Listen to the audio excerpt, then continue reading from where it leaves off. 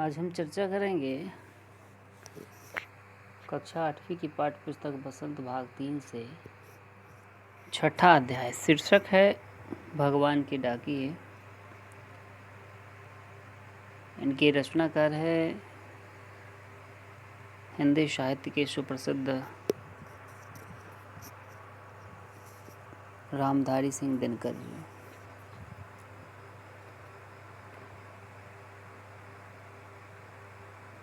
हम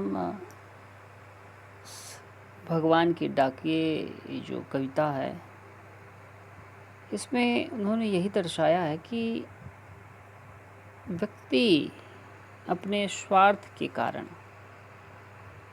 अपने स्वार्थ की पूर्ति के लिए एक बंधन तैयार करता है, एक सीमा तैयार करता है और उस बंधन में स्वयं को बांध लेता है। एक नियम होता है जिस नियम के अंतर्गत उसे रहना पड़ता है, लेकिन वहीं जो प्रकृति के अन्य जीव हैं, जैसे पक्षी या प्राकृतिक में जो दूसरा दृश्य है जैसे बादल, इन लोगों पर किन्हीं का आधिपत्य नहीं होता। ये अलग बात है कि मनुष्य अपने घर को सुंदर बनाने के लिए, सजावट के लिए, शोभा बढ़ाने के लिए पक्षियों को पिंजड़ों में बंद कर देता है। उसे ऐसा लगता है कि हो सकता है इस पक्षियों को पिंजड़ा में बंद करने के बाद अगर हम अपने घर में रखते हैं तो जो हमारे घर को देखने वाले लोग हैं या हमारे घर पे आने वाले जो लोग हैं, अतिथि हैं, या भी जो व्यक्ति उनके घर पे जाते हैं, वो उन पक्षियों को देखकर, सुंदर रंग बिरंगे पक्षियों को देखकर काफ़ी प्रसन्न होंगे, उनकी महत्ता बढ़ेगी, उनका सम्मान उस समाज में ऊंचा होगा, या फिर लोग उसे धनी व्यक्ति की दृष्टि से देखेंगे। ऐसा उनके मन में ये विचार है और इसलिए वह बांध के रखते हैं। लेकिन आवश्यक नहीं है कि उन सभी पक्षियों को बांध कर रखें। तो ये पक्षी और ये बादल, ये दो ऐसी चीज़ को दर्शाया गया है, कवि ने दिखलाया है कि किस प्रकार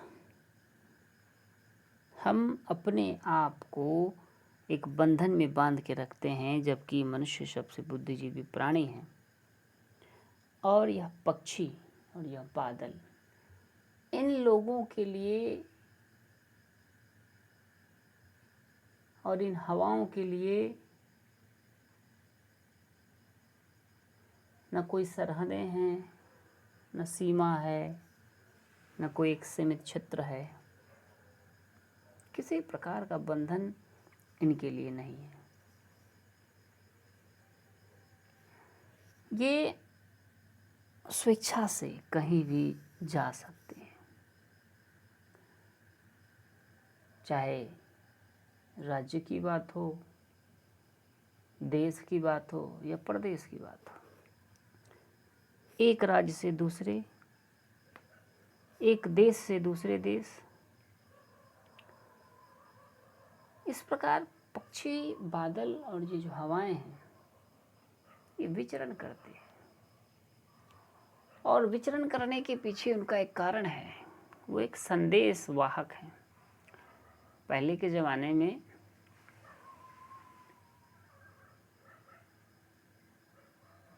जो लोग संदेश भेजा करते थे, तो कबूतर, जो कि एक पक्षी है, उसको साधन बनाते थे।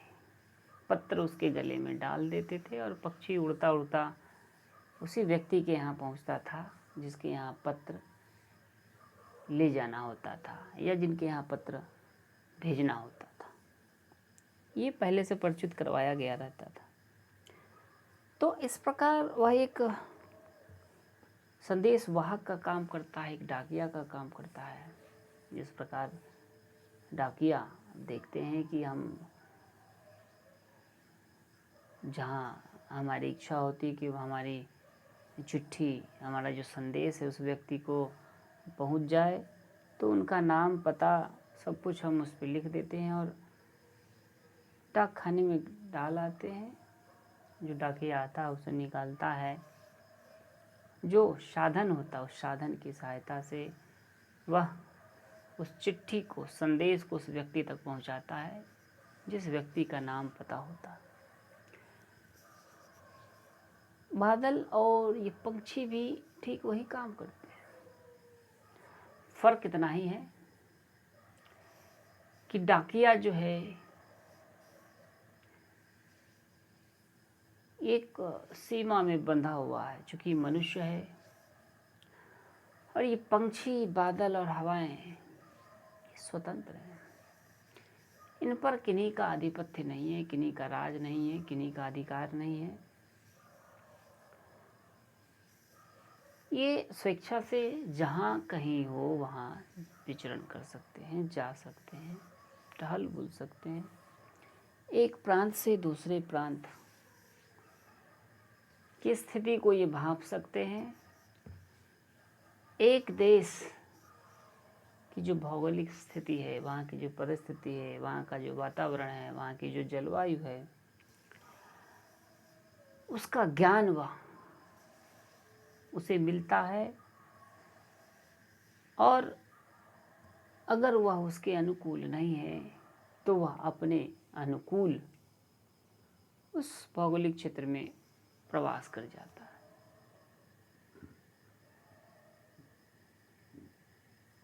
गर्मी के समय में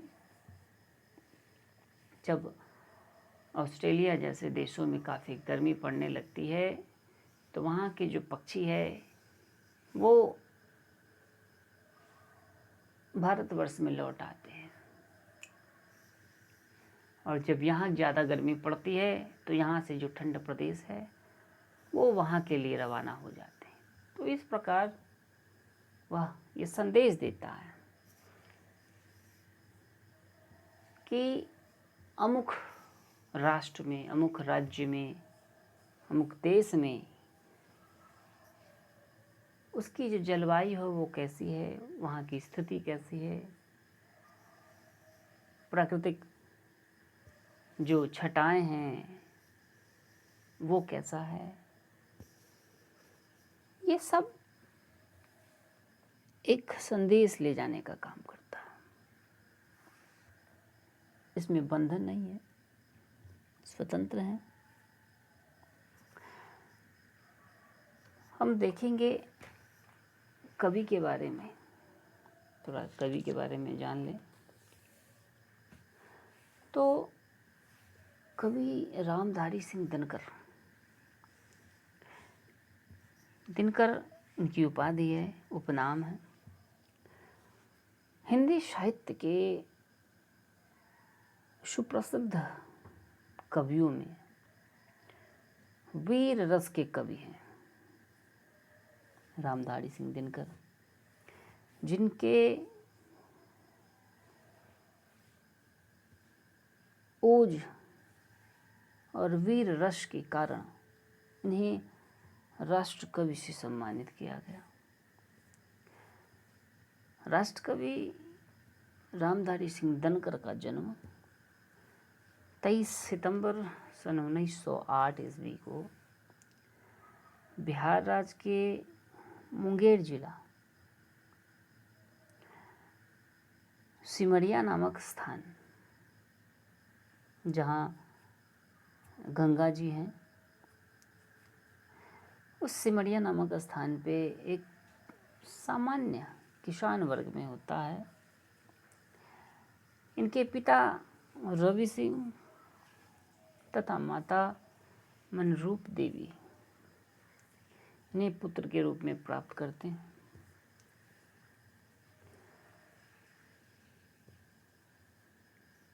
दिनकर के अलावा और भी उनके जो छोटे छोटे भाई बहन हैं,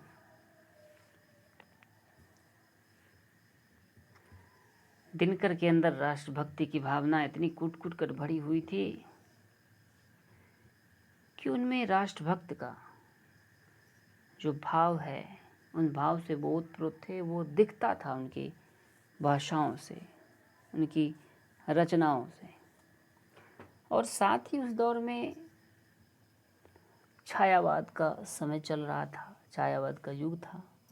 उस युग का प्रभाव भी उनके रचनाओं में पड़ा। छायावाद समय में श्रृंगार अपने चरम सीमा पर था। उस श्रृंगार का भी प्रभाव इनकी रचनाओं में मिलता है।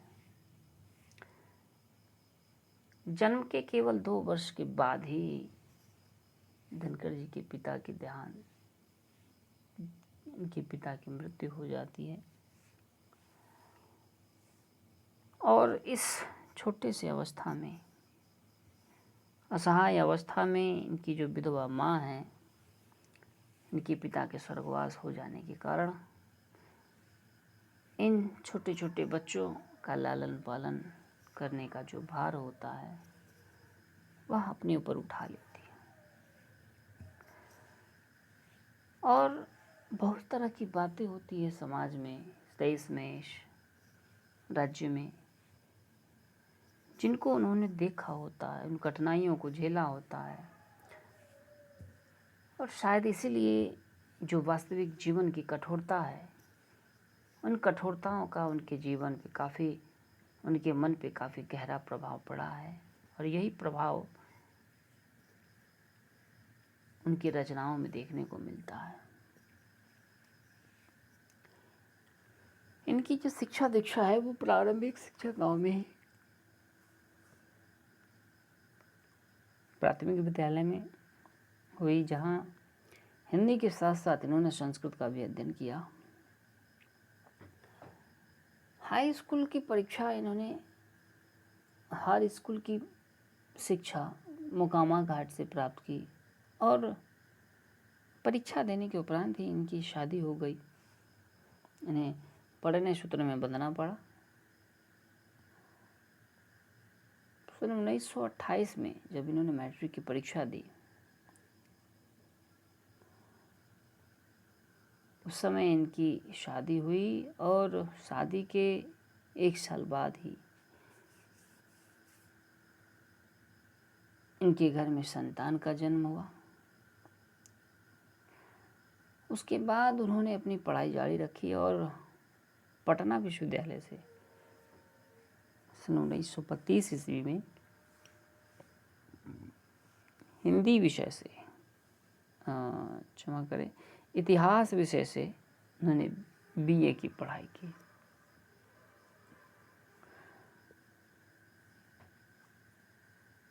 इनका जो पद रहा है, किन किन स्थानों पे ये स्थापित रहे, तो बीए के बाद इन्हें 1 वर्ष के बाद उन्हीं के क्षेत्र में शिक्षक के रूप में इनका चयन किया गया। और 1934 में बिहार सरकार के अधीन 9 वर्षों तक सब रजिस्ट्रार का पद संभाला इन्होंने। इनकी योग्यता को देखते हुए सरकार ने इन्हें यह पद दिया। इस दौरान इन्होंने बहुत सारी रचनाएं भी की, जैसे रेणुका, हुंकार, रसवंती,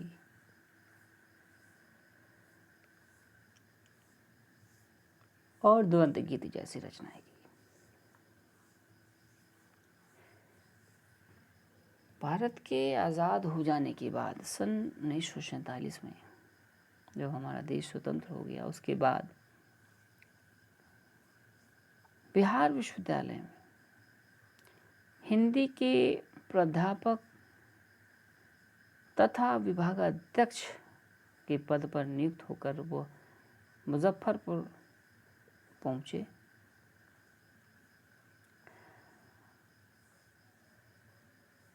उन्नीस 1952 में जब राज्यसभा का गठन हुआ तो उस राज्यसभा में इनको सदस्य के रूप में चुना गया और 12 वर्षों तक इन्हें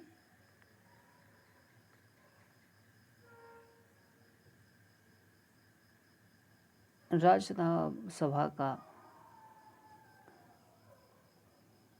एक सत्ता में इनको स्थान मिला। 1964 से 1965 तक का जो दौर है, इसमें इन्होंने भागलपुर विश्वविद्यालय के कुलपति का भार संभाला।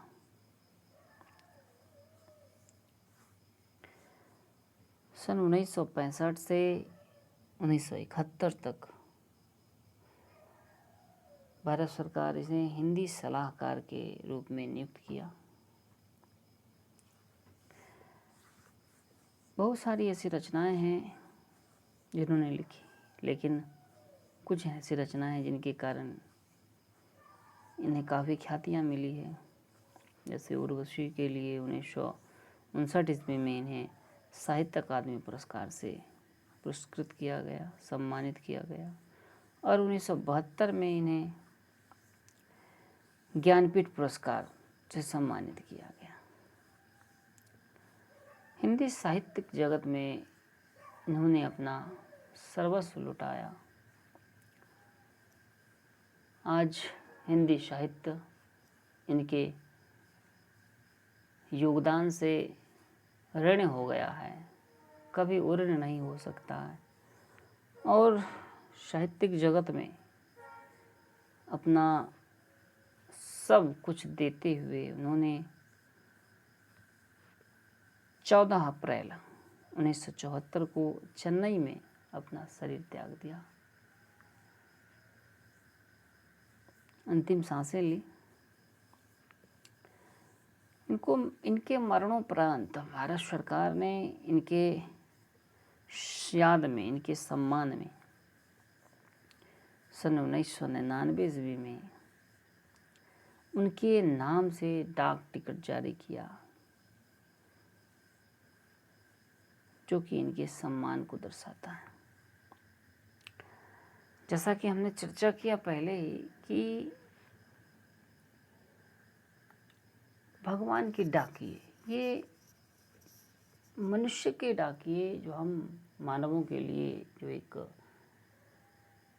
व्यक्ति डाकिया जो होता है, हमारे संदेश लेकर हमारे घर संबंधियों, रिश्तेदारों, मित्रों या शुभचिंतकों के पास हमारी भावनाएं को पहुंचाते हैं, ठीक यही कार्य जो ईश्वर के डाकिए हैं, अर्थात इस बंधन से जो पड़े हैं, मानव बंधन मोह माया से जो पड़े हैं, उसकी बात अर्थात जो बादल है, पंछी हैं, हवाएं हैं, यह भी एक प्रकार का संदेश वाहक है।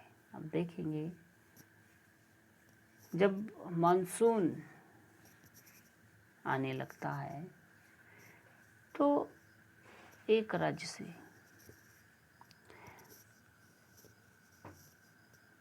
दूसरे राज्य तक बादल, वहाँ के भौगोलिक वातावरण का जो प्रभाव होता है वह लाता है।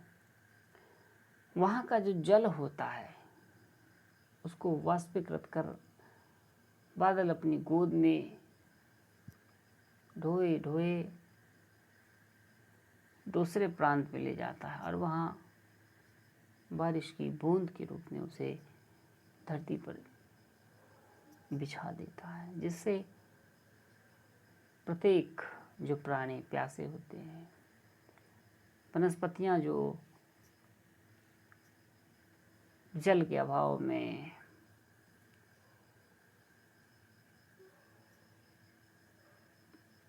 मरणासन स्थिति को होती है, उस वनस्पतियों में जान आता है, उनमें जीवन जीने की ऊर्जा उत्पन्न होती है और वो जीवन को नए सिरे से जीने का प्रयास करता है।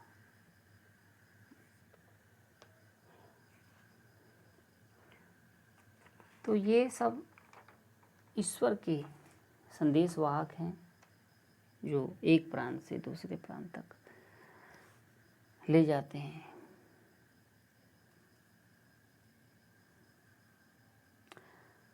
इस कविता में कवि ने पक्षी और बादल को एक देश से दूसरे देश, एक राज्य से दूसरे राज्य पत्र ले जाने वाला डाकिया कहा है, संदेश ले जाने वाला कहा है। इनके द्वारा लाए गए जो संदेश है अर्थात जो चिट्ठियाँ हैं वो भले ही हम मनुष्य के समझ से परे हों, लेकिन ये जो प्राकृतिक दृश्य है जैसे पर्वत, पेड़ पौधे, जल राशि, ये आसानी से इनके संदेश को पढ़ लेते हैं, समझ लेते हैं, इनके अंदर की भावनाओं को वो भली भांति भांप लेते हैं। आसमान में उड़ता हुआ पंछी और पंछी से भी ऊपर तैरता हुआ वह हवाओं में बादल, एक देश की जो खुशबू है, उसका जो सुगंध है, उसका जो जलवाष्प है, वह अपने साथ एकत्रित कर अपने पंखों पर, अपने गोद में एकत्रित कर यहाँ से वहाँ ले जाता है और उसका वर्णन करता है। एक जगह की जो स्थिति है उन स्थितियों के बारे में दूसरे स्थान तक उसका परिचय पहुंचाता है। पहला जो अनुच्छेद है उसमें दर्शाया गया है कि पक्षी और बादल ये भगवान की डाकी हैं जो एक महान देश से दूसरे महादेश को जाते हैं। हम तो समझ नहीं पाते मगर उनकी लाई चिट्ठियाँ पेड़ पौधे पानी और पहाड़ बाँचते हैं अर्थात पढ़ते समझते हैं। आसमान में उड़ते पक्षी और ये तैरते बादल ये भगवान के संदेशवाहक हैं अर्थात डाकी हैं। तो इनके लिए कोई बंधन नहीं है, किसी भी प्रकार की सीमा नहीं है। सीमाएं और बंधन हम मानवों के लिए है। इसलिए यह एक देश से दूसरे देश तक संदेश को पहुंचाने का काम करते हैं। इनका काम है संदेश का आदान प्रदान करना, वहाँ की भौगोलिक स्थिति के बारे में जानकारी देना और लेना। इनके द्वारा लाई हुई जो जानकारियाँ हों उनको मनुष्य नहीं समझ पाता, वह आकलन नहीं कर पाता।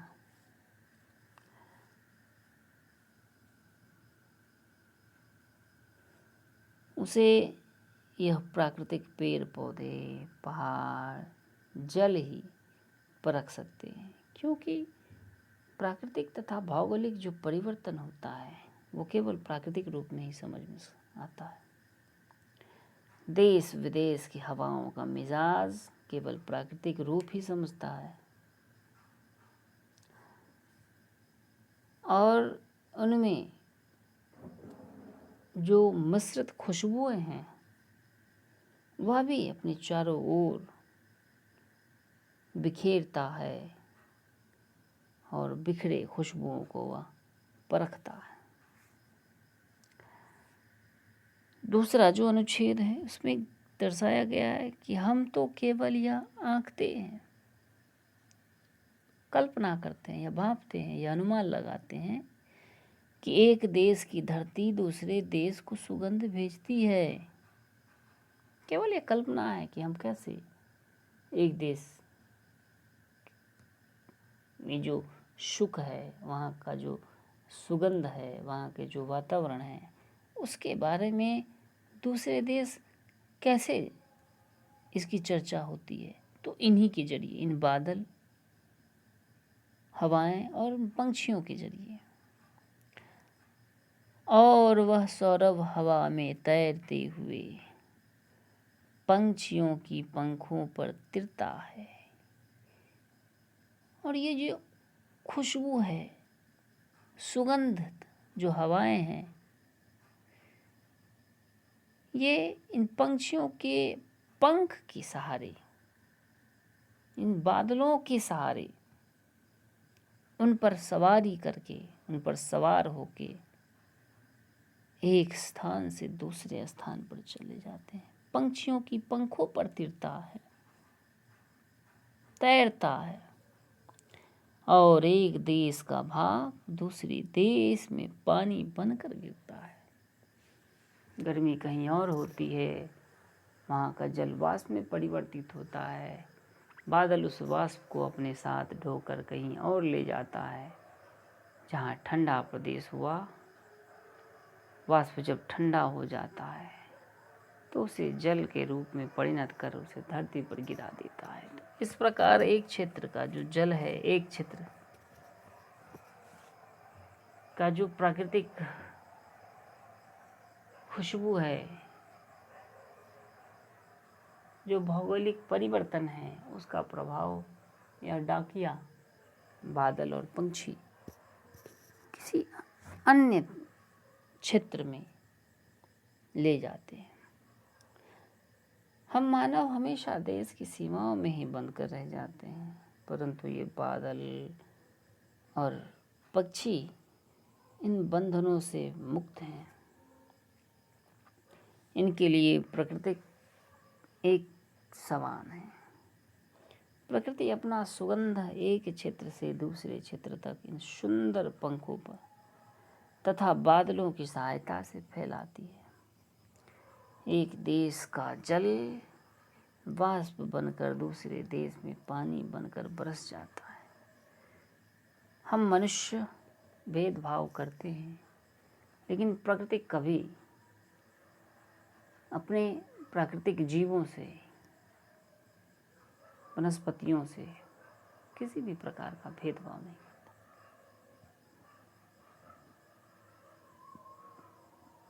ये जो पृथ्वी है, अलग अलग जो प्रांत हैं, अलग अलग जो देश हैं, कभी भी प्रकृति इनसे भेदभाव नहीं करती, सबके लिए एक समान व्यवहार करती है।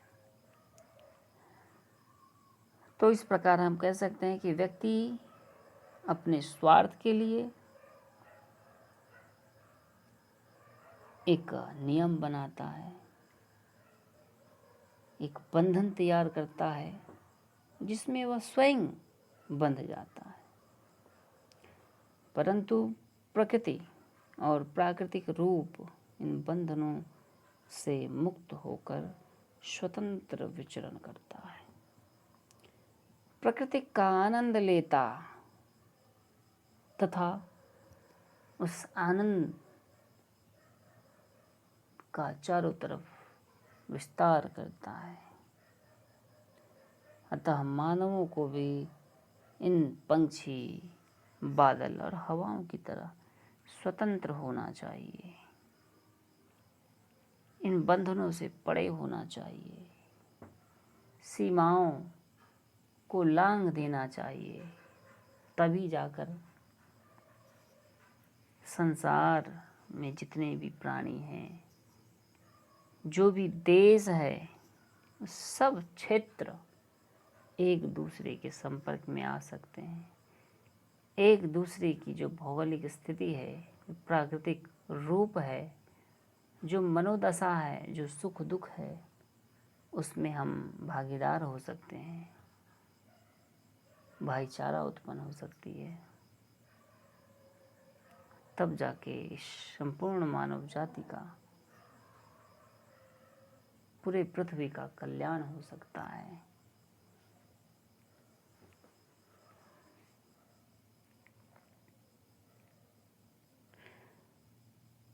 इसमें कुछ एक शब्द हैं, इसके अर्थ इस प्रकार हैं।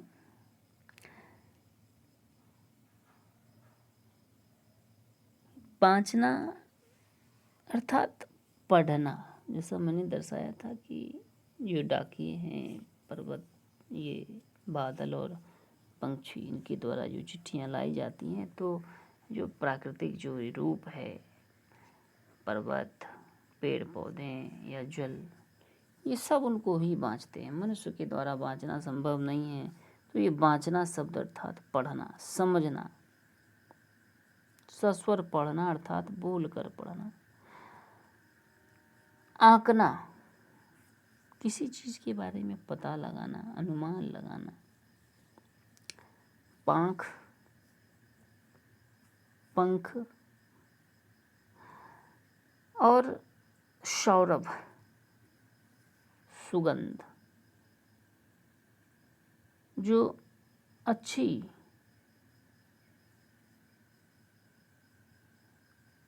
गंध हो, वो सुगंध है, वही सुवास है।